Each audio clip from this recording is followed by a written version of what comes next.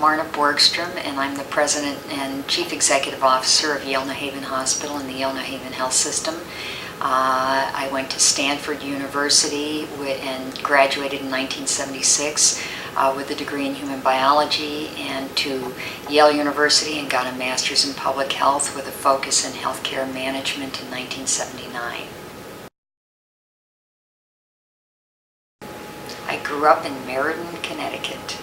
Meriden at that time was classic of many Northeast cities. It was an industrial city. We have very little industry now, but it was known as the Silver City, and I think brought a lot of people there.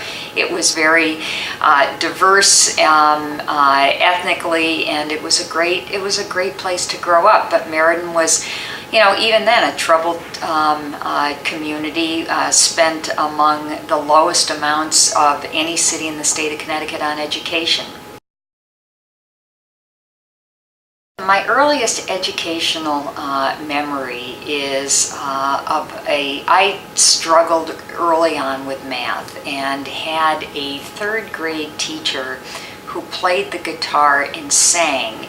And she made those of us who felt like we struggled with math able to embrace math because she made it part of the music that she brought to class. So I guess that's my first recollection.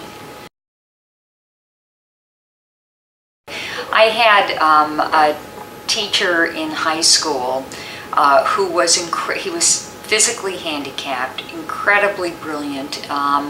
And I always used to think that I wasn't as smart as my older brother, and that I wasn't as capable, and like probably a lot of girls in high school tended to sort of run myself down a little bit. And I remember when this teacher, Mr. Lyons, was describing me to somebody else, and he said, "She's quite bright." And, I never thought of myself as quite bright. And when you hear somebody who you think is just an extraordinarily gifted person and teacher describing you that way, I think it was a moment when I started to believe that maybe, I could, I could really do well in college. I think I was average. I think, I was... I wasn't the smartest kid in the class, and I wasn't, the bottom end of the class. I had things like most kids that I excelled in, and I had things that, I struggled with. I think college may not prepare people objectively for some of the jobs they're interested in or what they need to do.